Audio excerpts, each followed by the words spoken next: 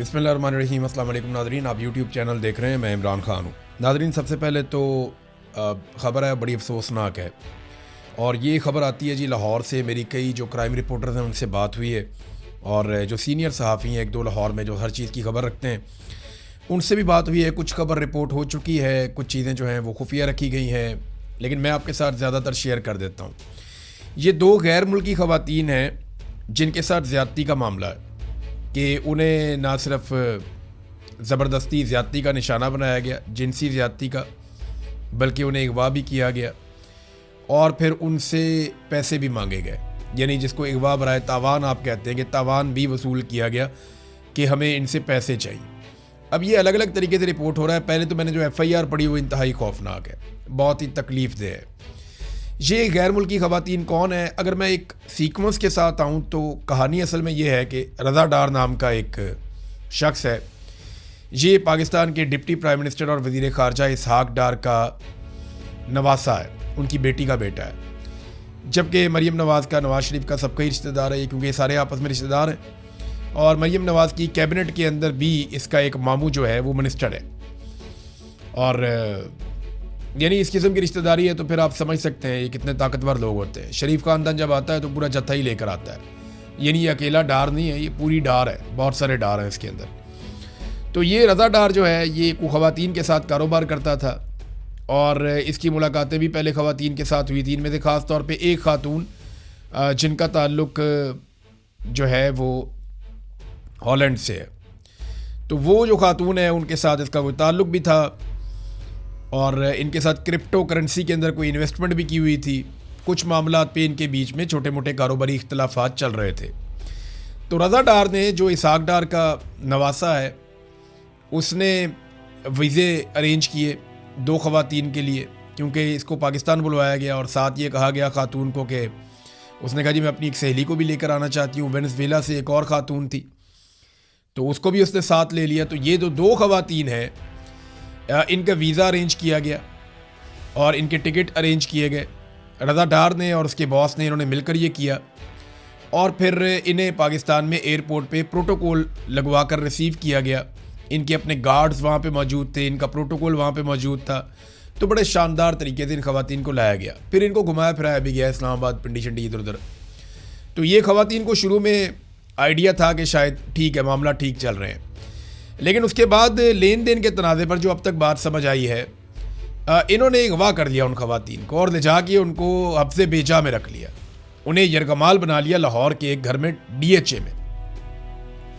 और ना सिर्फ उन्हें यरगमाल बना लिया, बल्कि वहाँ पे और बंदे भी ले आए, और उन ख़वातीन के साथ जो है वो जबरी ज़्यादती करवाई गई, जिनमें से एक ख़ातून के साथ 3 अफराद ने जबरी तौर पे ज़्यादती की, ज़ख्मी भी किया, और बहुत नाज़ेबा, बहुत ही घटिया है वो FIR। अगर आप पढ़ें तो यानी मैं वो पढ़ के सुना भी नहीं सकता, वो बता भी नहीं सकता, वो इतनी घटिया FIR है। अब वो क्योंकि यूरोप से और लैटिन अमेरिका से आई हुई ख़वातीन हैं, तो उनके लिए ना बोलना और लिखना कोई मुश्किल नहीं है। उन्होंने एक एक लफ्ज़ खुल के लिख दिया कि इन्होंने हमारे साथ क्या किया और किस तरह इन्होंने हमारे साथ ज़्यादती की है। तो उन्होंने हर चीज़ जो है वो खुल कर लिख दी है। उनके मुआशरे के अंदर वो पूरा क्राइम खुलकर ऐसे ही बयान कर देते हैं। तो पाकिस्तान के अंदर तो थोड़ा लगी लिपटी के साथ बात करते हैं, बात को छुपाते भी हैं, लेकिन उन्होंने नहीं, उन्होंने सारा कुछ ही बताया। और उसके बाद जनाब वो ख़वातीन को कहा गया कि आप $15 लाख वो मंगवाएं और हमें दें। अब ये एक तरह का तावान है कि ख़वातीन वहाँ पे हफ्ज़े बेजा में हैं, उनके साथ जिनसी जबरी तौर पे ज़्यादती हो रही है, और उनको धमकाया जा रहा है। उन्हें ये कहा जा रहा है कि तुम्हें मार देंगे और तुम्हारे जो ऑर्गन्स हैं, जो तुम्हारे जिस्म के आज़ा हैं अंदर से, वो निकाल के हम बेच देंगे, हम पैसा पूरा कर लेंगे।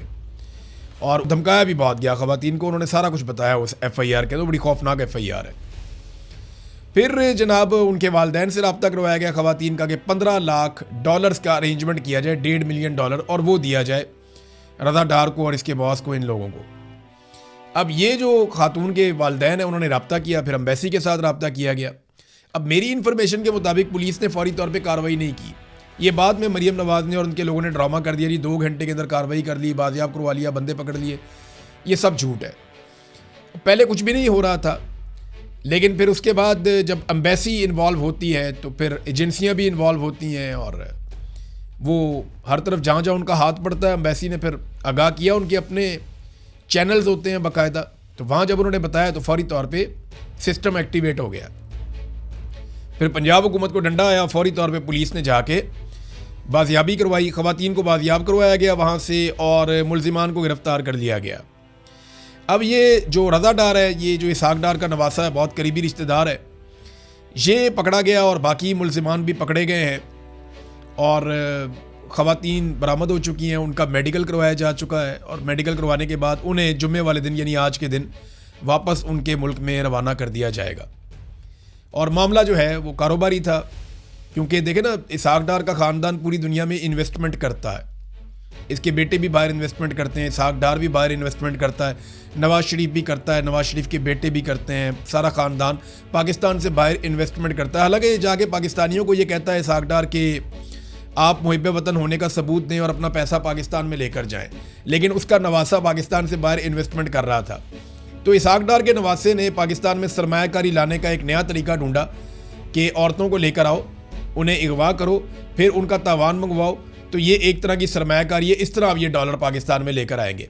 शर्म भी नहीं आती इन्हें, बिल्कुल शर्म नहीं आती। अपने इख्तियारात का हमेशा नाजायज़ इस्तेमाल करते चले आए, हमेशा किया है इन्होंने। मैं ख़बरें लाकर देता था एक दौर में इनके बारे में, बहुत सारी इस ख़ानदान के बारे में, लेकिन मीडिया छापता ही नहीं था। यानी मुझे बाकायदा लिख कर दे दिया जाता था इदारे की जानिब से कि नॉट रिक्वायर्ड, कि ये खबर हम छाप ही नहीं सकते। तब सोशल मीडिया इतना नहीं था तो खबरें चलती नहीं थी। तो माफिया की तरह ये ख़ानदान डील करता है। बहरहाल वो ख़वातीन आज वापस चली जाएंगी, उनका मेडिकल भी हो गया, सारे सबूत जो है वो इकट्ठे कर लिए गए। लेकिन कुछ सीनियर पुलिस एहलकारों से जब बात हुई, कुछ क्राइम रिपोर्टर्स की, तो उनको अंदाज़ा हुआ कि बहुत दबाव है।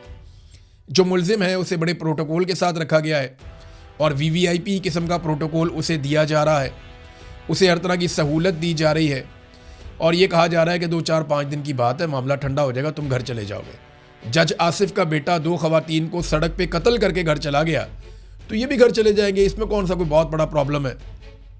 तो इस तरीके से इन चीज़ों को अभी तक मैनेज किया जा रहा है। बहरहाल ये एक इंतहाई अफसोसनाक वाक़या था। मैं एक सवाल करना चाह रहा था चट्टा साहब से, जो CTD को हेड करते हैं, जो बहुत सारे पुलिस मुकाबले करती है पंजाब में, जिन पे बहुत शोर मचा हुआ है कि ये जाली पुलिस मुकाबले करते हैं।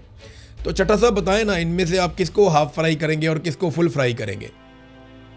जब आप पकड़ते हैं किसी आदि मुजरिम को या किसी भी बंदे को जो अपने इख्तियारात का और ताकत का गलत इस्तेमाल करता है, तो आप मावरा अदालत कत्ल कर देते हैं। अब आपने एक बड़े ख़ानदान का बंदा पकड़ा है, एक बंदा तो पकड़ा भी नहीं है, वो बहुत बड़ा आदमी है, उसके बारे में मालूमात आ जाएंगी, जल्दी आ जाएंगी, वो कौन है जो बॉस है।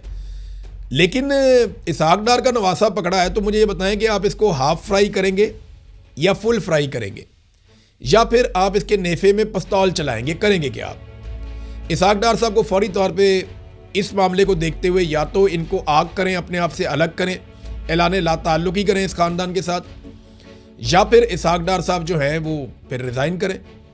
और जो इस बच्चे का मामू है, जो इसहाक डार का बेटा है, उसको भी पंजाब के अंदर मिनिस्टर लगाया हुआ है। तो इस ख़ानदान की तो जब भी नवाज शरीफ आता है हमेशा मौजें ही लगी रहती हैं।